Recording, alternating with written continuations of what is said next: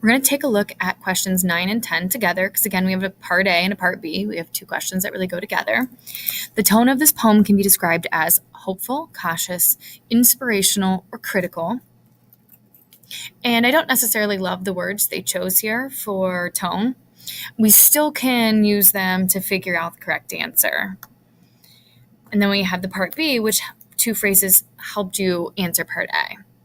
Be like hogs, hunted and penned, let us nobly die. O kinsman, let us show how brave, and lies the open grave. So when we look at the poem as a whole, again, when we just look at the content, we can see that they are in kind of a dire situation. They're in a losing situation in which they are, in a sense, being attacked, and they're not in a position to win, but he has this message of, let's fight in a way and die in a way that is honorable, that is full of nobility, that causes those who persecute and attack us to see us differently.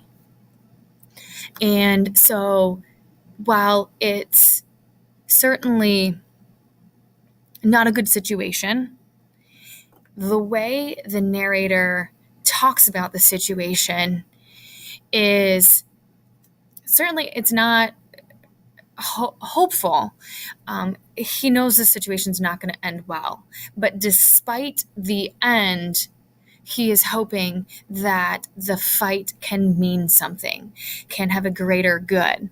So he's not being cautious. He's saying, let's do this, but let's do it nobly.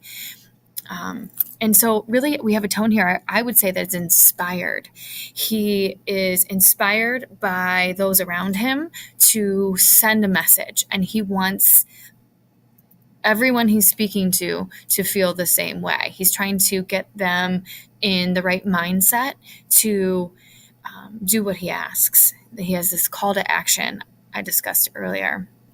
And so when you look at the two phrases that best support that, it certainly wouldn't be the be like hogs, the hunted and penned, lies the open grave. There he's talking about how dire the situation is, but that's not the point that he's making.